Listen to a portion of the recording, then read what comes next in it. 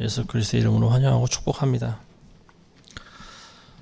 오늘 우리가 읽으신 야고보서 5장 1절부터 9절 말씀을 통해서 문 앞에 서 계신 그리스도라고 하는 주제로 잠시 말씀을 전하도록 하겠습니다. 성화 중에 예수님이 어느 집 문 밖에서 문을 두드리고 계시는 그런 그림을 아마도 많은 분들이 본 걸로 아는데요. 그 그림은 이제 요한계시록에 나와 있는 그 라우디게아 교회 그 내용을 이제 묘사한 그런 그림입니다. 요한계시록 3장에 보시면 이제 7교회, 소아시아에 나와 있는 7교회 중에 맨 마지막 교회가 라우디게아 교회인데, 그 라우디게아 교회 이제 영적 상황에 대해서 예수님께서 경고의 말씀하시지 않습니까? 근데 이제 그 문 앞에서 문을 두드리는데, 문을 두드리고만 있는 상황이죠. 문을 열거나 영접하거나 그 뒤에 내용은 나오질 않습니다. 근데 이제 문을 계속 두드리고 있는 상황인데, 누구든지 내 음성을 듣고 문을 열면 예수님께서 내가 그에게로 들어가서 그와 더불어 먹고 그는 나와 더불어 먹으리라, 이런 말씀하십니다. 이 라우디게아 교회는 차지도 않고 덥지도 않은 그런 뜨뜻미지근한 그런 교회라고 볼 수가 있는데요. 본인들이 생각할 때 우리는 부요하고 부자라 아무것도 부족한 것이 없다, 이렇게 생각하고 있는 교회가 바로 라우디게아입니다. 그렇지만 영적인 시각으로 봤을 때는 참으로 비참한 교회 중에 비참한 교회가 바로 라우디게아 교회가 아닌가 싶습니다. 예수님께서 이제 오늘 9절 말씀해 보시면요, 심판하시는 분이 문 앞에 서 계시니라. 심판하시는 분은 예수님이시죠. 예수님이 문 앞에 서 계신다, 문 밖에 서 계시는 중입니다. 왜 문 앞에 서 계실까? 이제 그 의미에 대해서 이제 한번 우리가 묵상해 볼 필요가 있는데요. 예수님이 문 밖에 서 계시는데 왜 문을 열지 않을까? 안에 있는 사람은 예수님이 문 밖에 서 계신다라고 하는 생각을 하지 못하는 거겠죠. 그리고 문을 두드려도 듣지를 못하는 거겠죠. 예수님이 문 밖에 있다라고 하는 것은 예수님을 영접하지 않는 그런 교회고요. 성령이 없는 교회다, 이렇게 말을 할 수가 있습니다. 교회 주인이 예수님이신데 예수님이 없이 교회가 유지된다는 것이 있을 법한 소린가, 이렇게 생각하시는 분들이 있을지도 모르지만요. 실상은 그렇게 굴러가고 있는 교회들이 상당히 많이 있습니다. 왜냐하면 그 마지막 때가 되면은요, 많은 교회와 교인들이 예수님 없이도 스스로 교회 생활을 잘 유지하기 때문에 그래요. 나는 아무것도 부족한 것이 없다라고 생각하고 있기 때문에 그렇습니다. 물질이 풍부하고 교회 안에 시스템이 잘 돼 있고 또 조직 체계가 잘 서 있고 그리고 또 재미도 있고 물론 하나님의 말씀도 있죠. 그렇지만 말씀만 듣기에는 이제는 내가 너무 지쳤다라고 하는 거죠. 재미가 없다라고 하는 거예요. 교인들은 재미와 진리를 같이 먹으려고 합니다. 근데 그것도 어찌 보면 좀 맞는 말인 것도 같아요. 그래서 보면은 대형교회 같은 데 가면은요, 많은 교회 안에 재밌는 요소들을 많이 갖춰놓고 있습니다. 세상 사람들이 좋아할 만한 것들이 많이 있어요. 근데 문제는 그게 좀 도가 지나치는 경우도 있지 않나 싶습니다. 예를 들면 무슨 요가 교실이니 무슨 댄스 교실이니 하는 거, 뭐 이런 것들이죠. 노래방이라고 하는 이제 세상 사람들을 교회 안으로 불러들이기 위한 이제 뭐 일종의 전략이라고도 볼 수 있지만, 어쨌든 그런 것들을 볼 때마다 이 교회 영적인 상태가 어떤 교회인가 한 번쯤 생각해 볼 만한 그런 요소가 있는 것 같아요.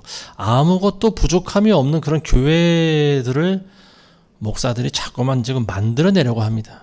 왜냐하면 하루 종일 교회 안에 사람들을 붙어있게 하려고 하기 때문에 그래요. 요즘 카페가 대세입니다. 커피를 안 마시는 사람은 거의 없어요. 10명 중에 8, 9명은 커피를 마신다고 봅니다. 그러다 보니까 교회 안에 카페가 생겼어요. 하루 종일 사람들은 교회 안에서 놉니다. 카페에서 교제하고 또 예배실에서 모이면 예배드리고 또 거기서 운동도 하고 요가도 배우고 노래도 배우고 하루 종일 교회 안에서 사는 거예요. 부족함이 없는 교회입니다. 그야말로 부족함이 없는 교회. 아마도 많은 목회자들이 이런 교회를 이상적인 교회로 생각하고 있지 않나 모르겠습니다. 교인들은 한번 들어오면은 정말 웬만큼 멀리 이사가거나 해외로 이민 가기 전까지는 교회를 안 떠나요. 왜냐하면 일단은 교회가 지명도가 있고 또 설교하는 목사님들도 인기가 있는 유명한 목사님이고 모든 것이 잘 갖춰져 있기 때문에 그렇습니다. 한마디로 교회 다니는데 조금도 부족함이 없다라고 하는 거죠. 그래서 그러다 보니까 이제 교회는 또 헌금도 많이 거치고요. 교인이 많아지면 이제 뭐 제2교회도 짓고 제3교회도 짓고 이렇게 계속 성전 건축이라고 하는 그런 미명하에 교회를 계속 불려나갑니다. 이게 바로 성령이 없이도 잘 굴러가는 교회 모습인 거죠. 이게 마지막 때 교회 모습이 라오디게아 교회 모습입니다. 교회 안에 구성원들이 돈 많은 부자들이 많이 있겠죠. 오늘 말씀을 보면요, 야고보 사도는 부자들에게 경고를 날리고 있습니다. 1절에서 5절 우리가 읽으신 말씀 가운데 보면요, 이제 오라 너희 부자들이여, 자 봐라 이 부자들아, 이 소리죠. 너희에게 닥칠 재난으로 인하여 울고 통곡하라. 이제 너희에게 재난이 닥친다라고 하는 말입니다. 그 이유가 뭐냐? 너희의 재물은 썩었고 너희의 의복은 좀먹었으며 너희의 금과 은은 녹이 쓸었으니 이것이 너희에게 증거가 될 것이다. 그래서 불같이 너희 살을 먹으리라. 너희의 재물이 썩었다라고 하는 말이 무슨 말입니까? 금과 은이 녹이 쓸었다라고 하는 말이 무슨 말이에요? 금과 은은 원래 녹이 쓸지 않는 그런 물질이죠. 재물과 금과 은이 녹이 쓸었다라고 하는 것은 뭐냐? 사용하지 않고 있다라고 하는 말입니다. 그냥 쌓아두고 있다라고 하는 거예요. 계속 쌓아두고만 있다라고 하는 거죠. 옷도 몇 벌인지 몰라요. 남들은 평생 한두 벌도 입기 힘든 그런 옷을, 그 당시에는 옷이 굉장히 귀했지 않습니까? 그런 옷을 몇 벌이나 쌓아두고 있는지 모를 정도로, 옷이 좀이 쓰는지 썩었는지조차 모를 정도로 많은 옷을 가지고 있어요. 부자들의 이야기인 거죠.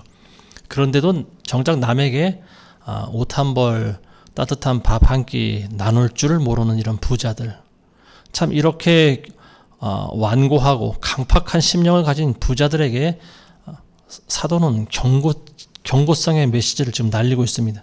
너희는 곧 울고 통곡하게 될 것이다.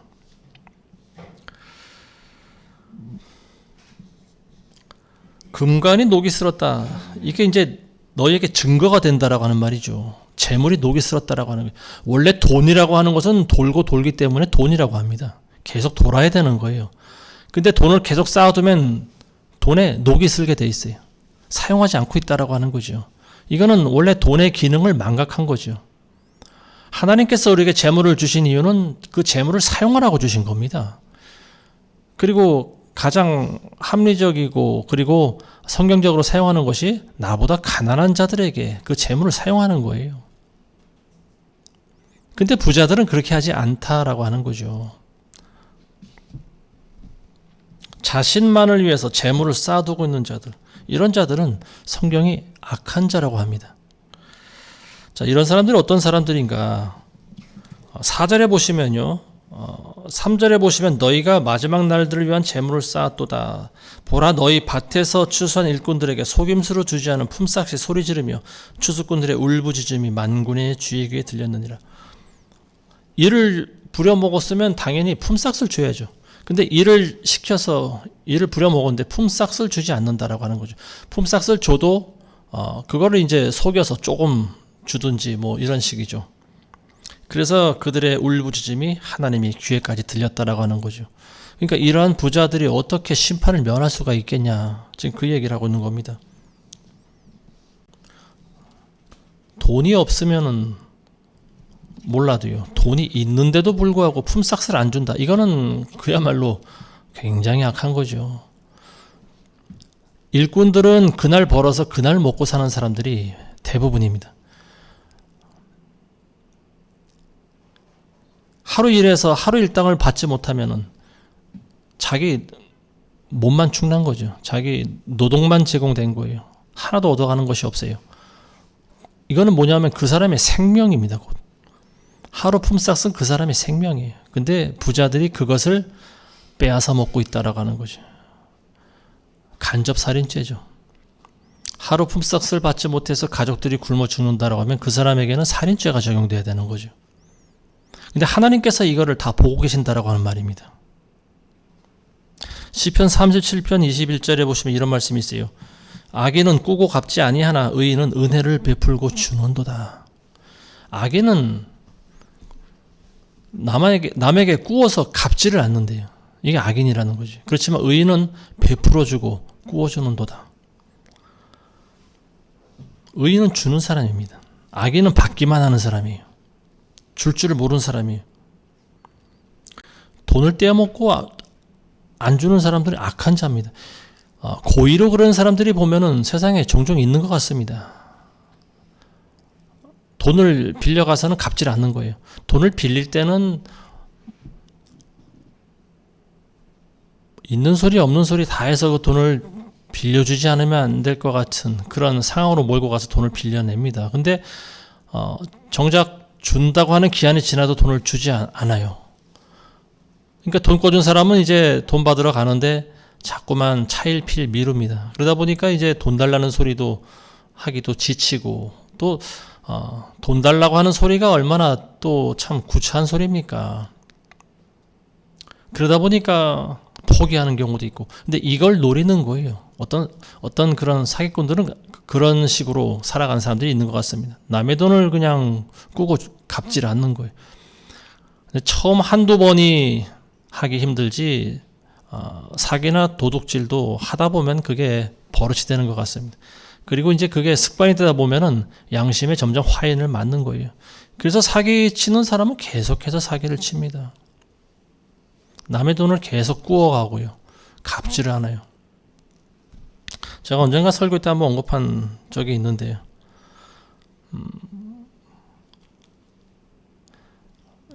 같은 사역자인데 그분이 주식 투자를 한 사람이 있었다고 제가 한번 말씀드린 것 같습니다. 근데 그 주변에 있는 모든 사람들이 다 그분에게 투자를 했어요. 자기가 만든 투자 프로그램이 있는데 이름이 뭐냐면 노아의 방주입니다. 이름이 거창해요. 근데 그 투자 프로그램은 백전백승하는 거래. 하여튼 돈만 집어넣으면은 어쨌든 하여튼 대박 나는 그런 프로그램이라고 이야기를 하더라고요. 주변에 있는 많은 사람들이 그분한테 돈을 투자를 했어요. 뭐 1,000만 원, 2,000만 원, 심지어는 억 단위까지 주변에 있는 모든 사람들 돈을 싸그리 긁어갔습니다. 그 중에는 과부도 있었어요. 과부 전도사 했던 분들인데 그분이 쌈짓돈까지 다 긁어갔어요. 그러더니 나중에는 이제 뻥 나자빠졌어요. 배째라는 식이에요. 투자한 것이 지금 다 실패했다. 한 푼도 찾을 수 없게 됐다. 투자한 사람들은 어떻게 됐을까요?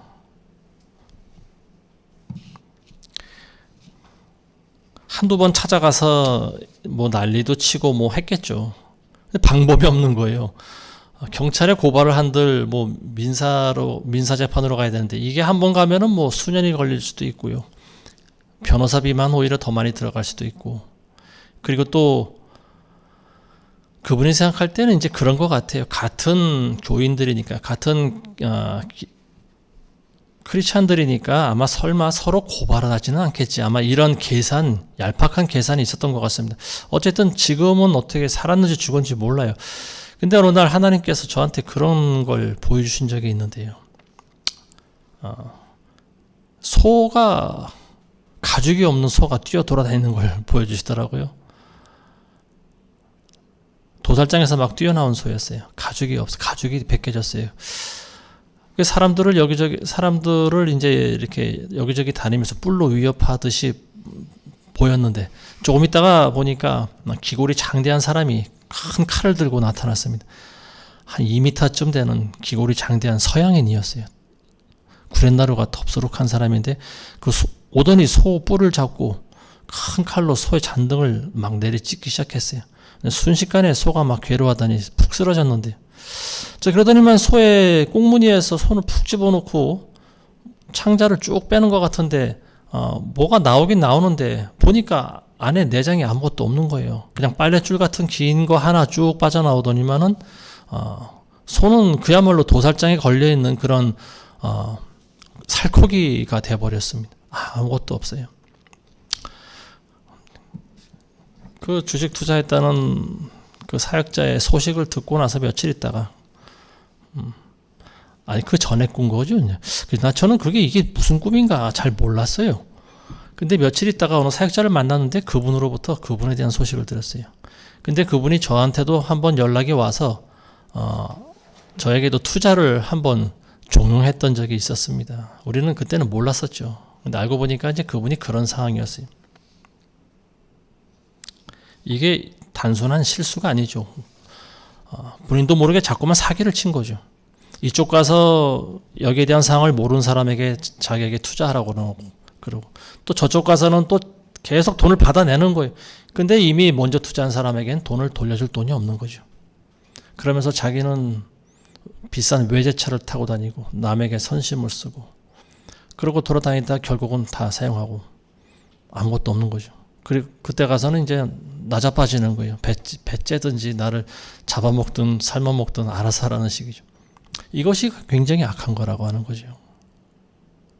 그 사람에게서는 그게 재미가 되는 줄은 모르겠지만요. 돈을 빌려준 사람 입장에서는 피눈물이 나는 거 아니겠습니까? 과부가 모아놨던 그 쌈짓돈까지 탈탈 털어가 버렸어요. 나한테 투자하면 내가 뭐 10배, 100배로 돌려주겠다. 심지어는 몇 달간은 그렇게 이자를 돌려줬다고 해요. 그러다 보니까 이제 안심하게 만든 거죠. 나중에는 원금을 하나도 찾은 사람이 아무도 없어요. 악인은 꾸고 갚지 않는다고 나와 있습니다. 꿨으면 갚아야 돼요. 갚을 능력이 없으면 말로라도 말 한마디로 천냥빚을 갚는다고 하지 않습니까? 자기가 잘못했다, 갚을 돈이 없다 이렇게 말을 해야 되는데 계속해서 뻔뻔한 소리를 하니까 그거는 참 인간의 도리가 아니죠. 대부분의 부자들이 이런 사고방식을 가지고 있지 않나 싶습니다. 영적으로 볼 때 말하는 거죠. 재물이 썩었고 금과 은이 녹이 슬었다. 남을 위해 사용하지 않는다라고 하는 거예요. 자기 배만 불리기 위해서 재물을 계속 쌓아놓고 있는 이런 부자들. 하나님께서는 악한 자라고 하십니다. 그리고 그들은 반드시 울며 통곡할 날이 있다. 자, 그리고 예수님이 문 앞에 서 계신다라고 하는 그런 의미를 제가 이제 묵상을 해보다가 그런 생각이 들었어요. 요한복음 10장 7절에 보시면요. 내가 진실로 진실로 말하노니 나는 양의 문이다. 예수님께서는 양의 문이다라고 그랬어요. 양의 문. 문이 있어야 들어가지 않겠습니까? 예수님을 통해서 우리 안에 들어가는 양이 예수님의 양이라고 하는 거예요. 자, 근데 이 라우디게아 교회 같은 경우에는요. 예수님 밖에서 서 있어요. 아무도 예수님을 통해서 문에 들어간 사람이 없어요. 예수님이 밖에 서 계신지도 몰라요. 근데 교회 안에는 교인들이 가득 차 있어요. 근데 이 사람들은 도대체 어디로 들어온 사람들일까? 한번 좀 생각해 볼 필요가 있습니다.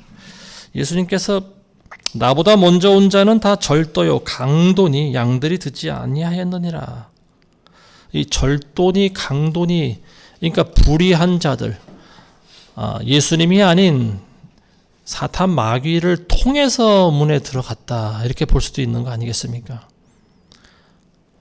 예수님이 양의 문인데 교회 안에 사람들이 잔뜩 들어가 있어요. 근데 예수님을 통하고 들어가지 않았다라고 하는 어떤 문을 통해서 들어갔을까요? 한 사람은 절도의 문, 한 사람은 강도의 문을 통해서 그 안에 사람들이 잔뜩 들어가셨다라고 하는 거죠. 교회는 양의 문이신 예수님을 통과해서 들어가는 곳이 바로 교회예요. 많은 교인들이 양의 문으로 들어가지 않고 다른 문으로 들어가 있는 상황인데요. 이게 뭐냐면은 성령으로 거듭나지 않은 사람들이 교회 건물 안에 잔뜩 들어와 있는 그런 거예요. 이게 바로 라우디게아 교회고요. 마지막 때 교회 모습입니다. 자, 7절 보겠습니다. 그러므로 형제들아 주께서 오실 때까지 인내하라. 보라 농부들이 땅에서 나는 귀한 열매를 바라고 이른 비와 늦은 비를 받을 때까지 오래 참나니 너희도 인내하며 마음을 견고하게 하라. 주의 오심이 가까움이라. 자, 이른 비와 늦은 비를 받을 때까지 농부들이 오래 참는다 이렇게 나와 있어요. 이른 비와 늦은 비는, 이른 비라고 하는 것은 농부가 땅에 씨앗을 심고 나서 내리는 비죠. 그래서 씨가 빨리 발화되고 싹이 트고 자라게 합니다. 늦은 비라고 하는 것은 이제 다 자란 그 나무가 열매를 맺는데 마지막으로 뿌려주는 비를 늦은 비 열매라고 합니다. 그러니까 이 비가 때를 따라 적절히 내리지 아니하면 농사 짓는 사람의 입장에서는 굉장히 힘들어질 수가 있는데요. 이처럼 하늘에서 적절하게 이른 비와 늦은 비를 내려줘야 열매가 제대로 맺어진다라고 하는 거예요. 영적으로 보면 이른 비라고 하는 것은 이른 비 성령의 오심이다, 이렇게 볼 수가 있겠죠. 오순절 마가다락방에 임한 성령 강림 사건, 이것을 우리가 이른 비 사건이다, 이른 비 성령 강림 사건이다, 이렇게도 볼 수가 있고요. 늦은 비라고 하는 것은 지금 이 시대에 우리에게 내리는 성령의 비를 늦은 비라고 합니다.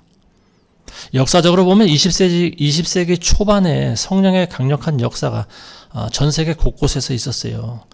영국에서도 웨일즈에서도 부흥이 있었고요. 또 미국에서도 LA에서도 부흥이 있었고, 우리나라에서도 부흥이 있었죠. 1900년 초에, 20세기 초에 교회가 세워지고 얼마 되지 않아서 북한 쪽에서 부흥이 일어났습니다. 원산 지역에서 부흥이 일어났었고요. 그리고 그 불이 평양 장대현 교회에도 일어났었죠. 그래서 많은 신도들이 회개를 하고 교회가 부흥되고 성장하는 역사가 일어났었습니다. 그러니까 이거를 이제 또 늦은 비라고 또 우리가 생각할 수도 있는 거죠. 성령이 교회의 주인입니다. 교회는 성령이 운행하는 곳이 되어야 됩니다. 근데 어느 교회들은요, 에베소 교회에 있죠. 예전에 바울이 가서 거기 있는 사역자들에게 물어봤습니다. 너희가 성령을 받았느냐? 그랬더니 거기 있는 사람들이 뭐라고 대답하냐면, 우리는 성령이 있는지조차 들어보지 못했다. 성령이 없는 교회였어요. 성령이 없이도 교회가 굴러가는 그런 교회를 기록하고 있습니다. 성경은. 성령이 있어야 교회가 되는 거예요. 제가 늘 말씀드리지만 성령의 역사심이 없으면은요, 열매가 맺어지지 않습니다. 열매가 맺어지지 않으면 어떻게 될까요? 열매 없는 나무마다 뿌리째 찍혀서 불쏘시개가 된다라고 예수님 말씀하셨습니다. 어떤 교회에서는 열매가 없어도 구원과는 상관이 없다라고 가르치는 교회가 있는 것 같아요. 근데 그런 것은 정통 기독교 교리가 아닙니다. 그런 사람들은 나중에 분명히 후회합니다. 자기 맘대로, 한번 구원받은 것은 영원하다고 생각하면서 자기 맘대로 사는 사람들은 반드시 후회할 날이 옵니다.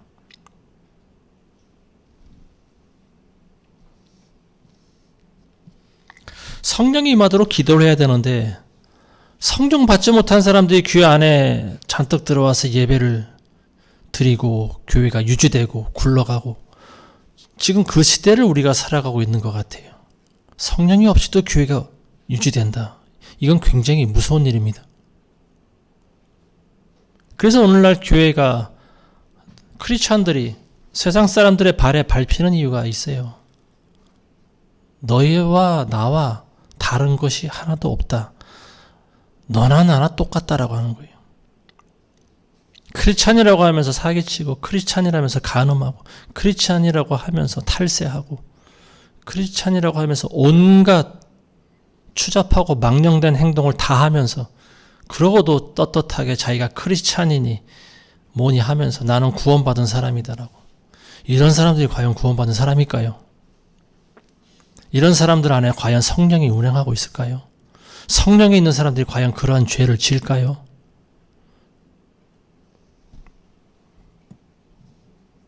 성령이 임하기 위해서는요, 먼저 우리 자신이 깨끗해져야 돼요.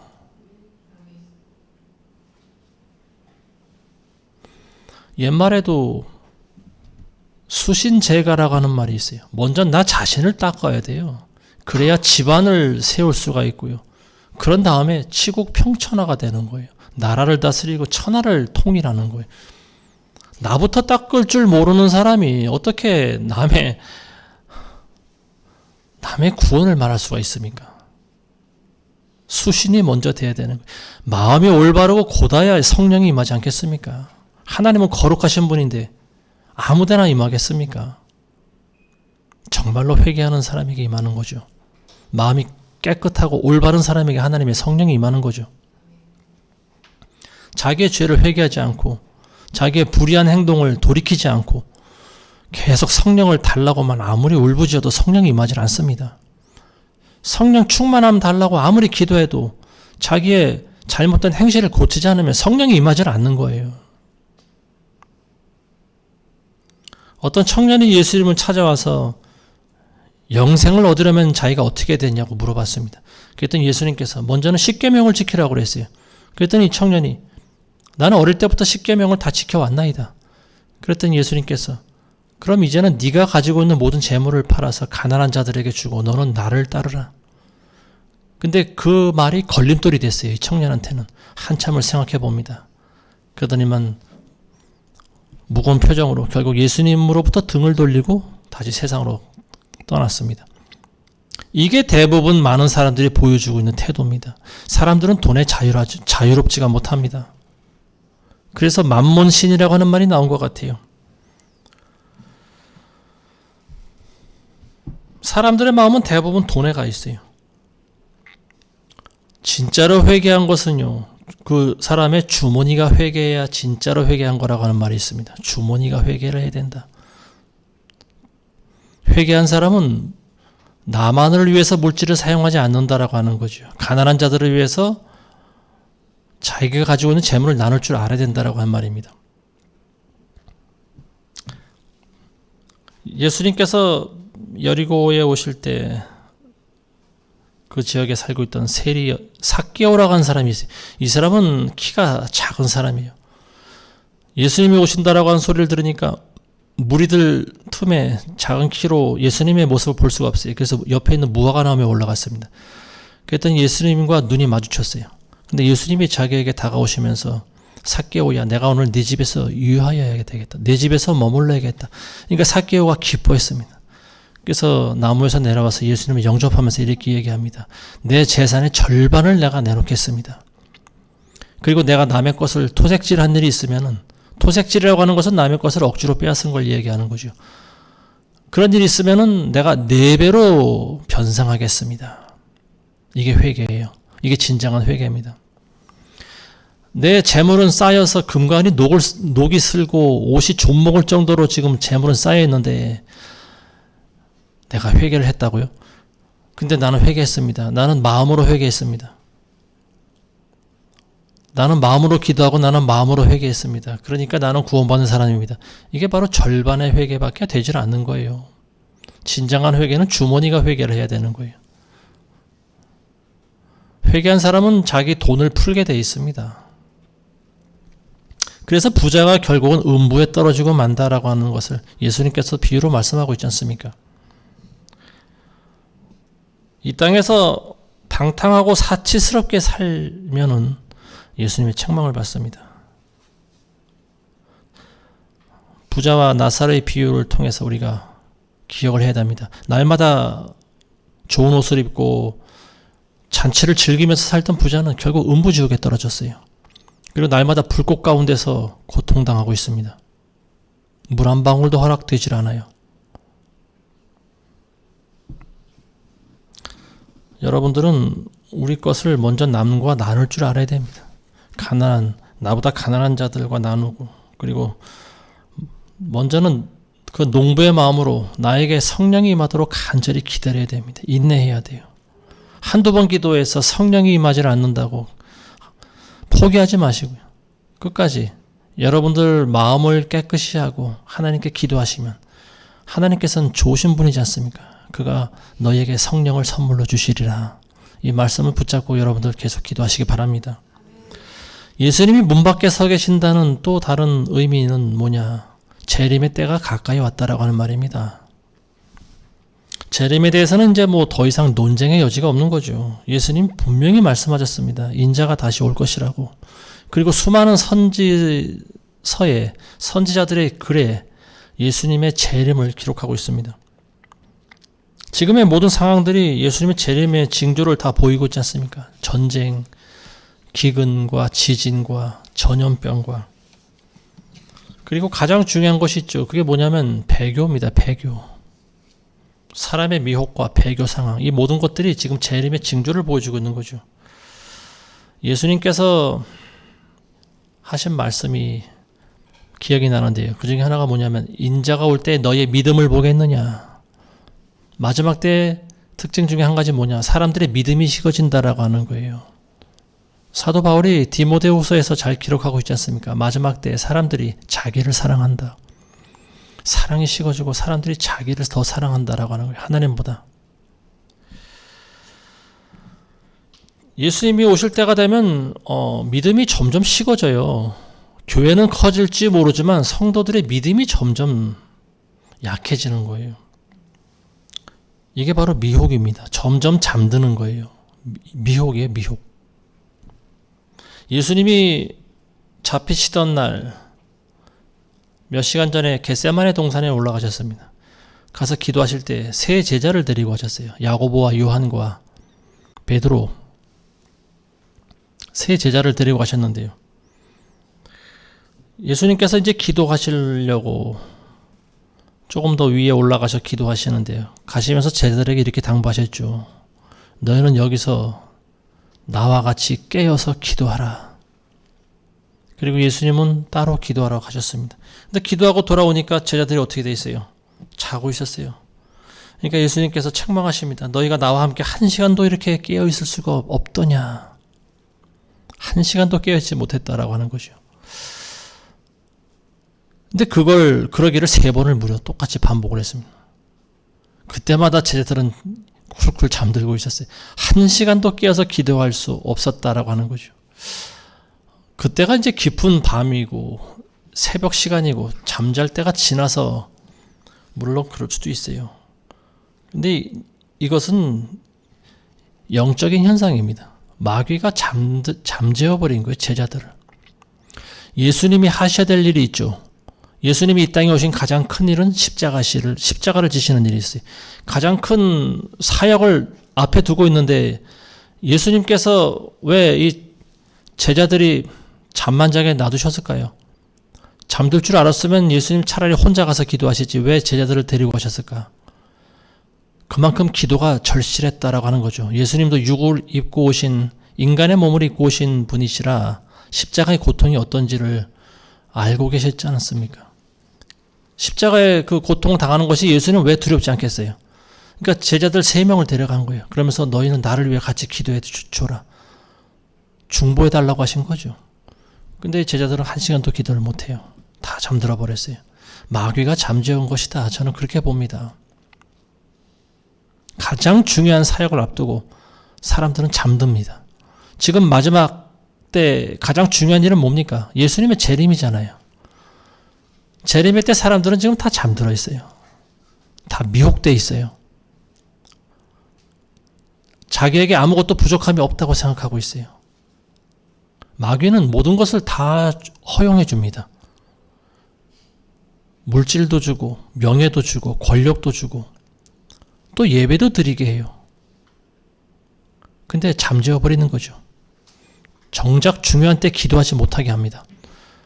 성령을 받지 못하게 만드는 거예요. 예수님이 우리 안에 들어와 있으면 예수님과 우리는 하나가 되지 않습니까? 마귀가 가장 방해하는 것은 바로 그거예요. 예수님과 우리가 연합하는 겁니다. 그러니까 세 제자들이 예수님을 위해 기도를 하지 못한 거예요. 물론 그렇다고 해서 예수님의 사역이 실패한 것은 아니죠. 그만큼 마지막 때 마귀의 영적인 공격이 극심하다라고 하는 거예요. 이 내용이요, 오늘날 우리에게도 굉장히 중요한 교훈이 되지 않겠습니까?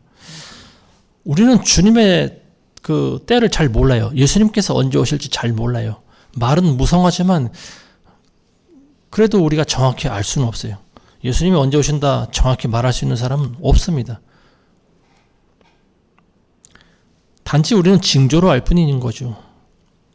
첫 번째 징조가 바로 이거예요. 미혹입니다. 잠재우는 거예요. 사람들을 잠재우는 거예요. 믿음이 식어지게 만드는 거예요. 미혹이라고 하는 것은 이미 예전부터 있어 왔어요. 근데 근대 들어서 눈에 보이는 그 미혹의 시작은 우리나라 같은 경우에 2013년도에 WCC에 대부분의 한국 교단들이 전부 가입한 일이 아닌가, 저는 그렇게 보고 싶어요. 자, 그 이후로는 뭐 여러 가지 많은 일들이 생겨났고요. 지난번에도 언급했지만 설교하다가 쫓겨난 목사가 동성애를 죄라고 이야기했다고 교단에서 사람이 나와서 목사를 쫓아냈습니다. 자, 이런 일들이 이제 앞으로 비일비재하게 일어날 거라고 하는 거예요. 앞으로는 목사가 천국과 지옥에 대해서도 말 못할 때가 오고요. 그리고 예수님만이 절대 구주시라고 하는 그런 진리를 이야기하지 못하고요. 그리고 예수님의 재림이 온다라고 하는 그런 말도 못할 때가 이미 오고 있는 것 같아요.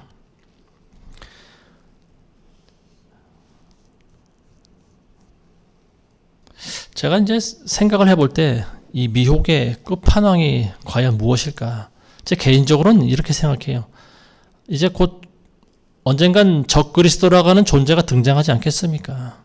근데 많은 사람들이 적그리스도를 예수 그리스도라고 하는 거죠.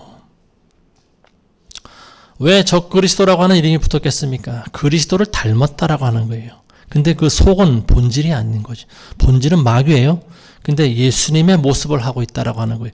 그러니까 이 마지막 때 미혹의 끝판왕은 적그리스도를 예수님으로 혼동하는 겁니다. 이게 가장 크고 극심한 미혹이 아닌가 싶어요.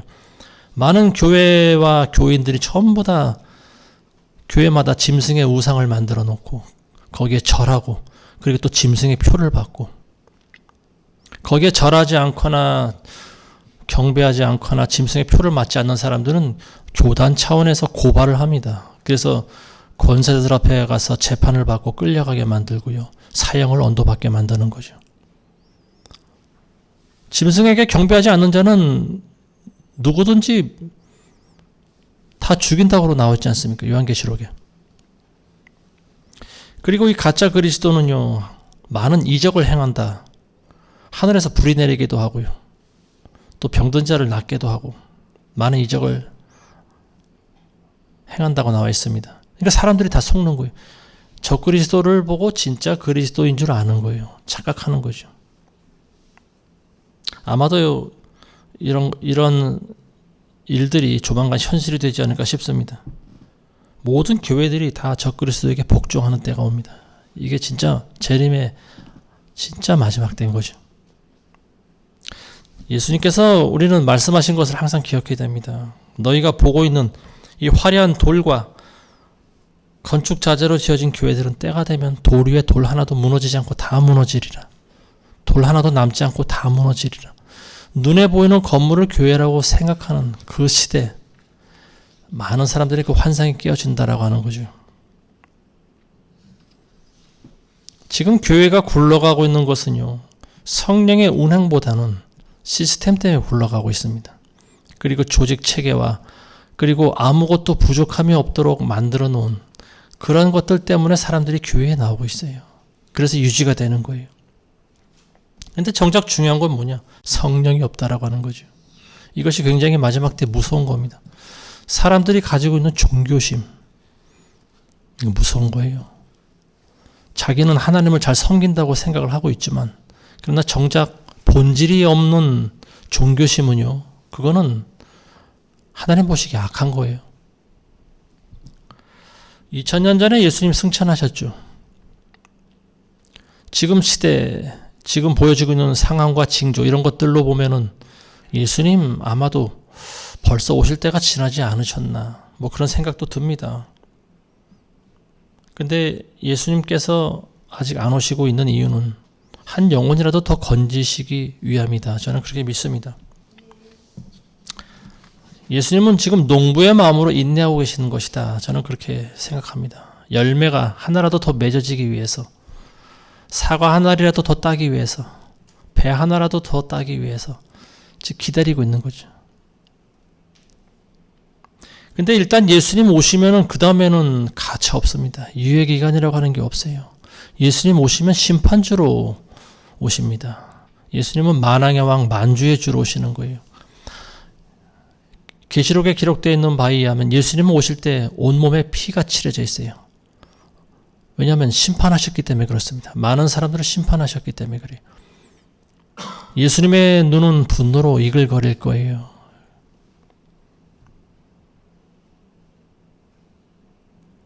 그리고 그분의 예수님 대신에 세상을 섬기고 적그리스도를 경배했던 많은 교인들, 크리스찬인 것 같지만 사실은 가짜들인 많은 사람들이 예수님 오실 때 예수님에게 심판을 받습니다. 이제 말씀 맺겠습니다. 오늘 마지막에 심판주로 오시는 예수님이 문 앞에 서 계신다. 이 말씀을 우리는 늘 기억해야 됩니다. 우리가 기도할 것은 늘 기도해 왔듯이 배교 상황을 우리가 먼저 기도해야 됩니다. 나라와 민족을 위해 기도할 때 이 땅에 있는 교회들이 배교한 것을 우리는 회개해야 됩니다. 그리고 하나님보다 세상을 더 사랑하고 예수님보다 나 자신을 더 높이고 하나님 말씀보다 세상에 있는 즐거움을 더 쫓으며 살아왔던 우리 죄를 회개해야 됩니다. 그리고 성령으로 늘 충만해야 돼요. 성령 받은 사람들은 계속 성령의 충만함을 유지하도록 기도하셔야 되고, 성령을 못 받은 사람들은 먼저는 마음을 깨끗이 하고 회개하고 성령을 달라고 기도해야 됩니다. 세상은 우리를 항상 유혹해요. 그래서 우리가 세상에 빠져들게 합니다. 그 예수님께서 경고하신 게 그거 아니겠습니까? 생활의 염려로 너희 마음이 둔해지지 않게 하라. 너희는 스스로 조심하라. 그렇지 않으면 방탕함과 술 취함과 생활의 염려로 마음이 둔해지고 뜻밖의 그날이 덫과 같이 너에게 임하리라. 이 날은 온 지구상에 거하는 모든 사람에게 있으리라. 그러므로 너희는 장차 올 이 모든 일을 능히 피하고 인자 앞에 서도록 항상 기도하며 깨어 있으라. 그 날이 뭡니까? 그렇지 않으면 그 날이 덫과 같이 너에게 임한다 그랬어요. 너희가 깨어 기도하지 않으면 그 날, 예수 그리스도의 재림의 날입니다. 재림의 날이 너희에게 덫과 같이 임한다고 그랬어요. 덫이라고 하는 것은 걸려들면은 발 뺄 재간이 없는 거죠. 예수님의 재림을 우리가 덫과 같이 맞이했어야 되겠습니까? 준비를 하고 있어야지. 재림이라고 하는 것은 온 지구상에 거하는 모든 사람에게 임한다고 나와 있어요. 모든 사람. 크리스찬이나 불신자나 남녀노소나 지고하를 막론하고 모든 사람에게 예수 그리스도의 재림이 있게 될 것이다. 재림의 그 영향력을 벗어날 수 있는 사람이 아무도 없다라고 하는 거예요.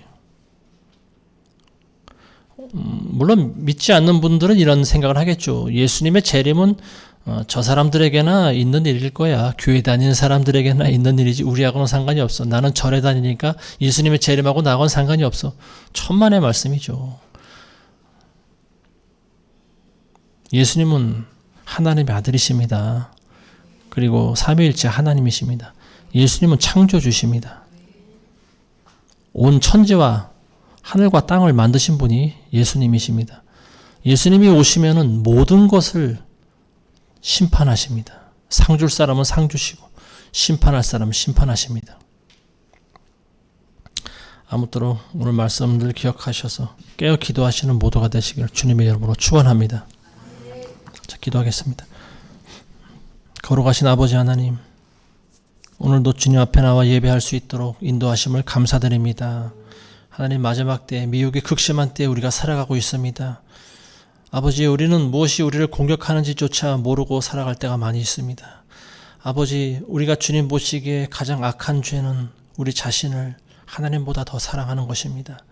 아버지, 우리의 죄를 용서해 주옵시고 늘 깨어서 주님과 같이 깨어 기도할 수 있는 그러한 교회 되게 도와주옵소서. 예수님의 이름으로 기도합니다. 아멘.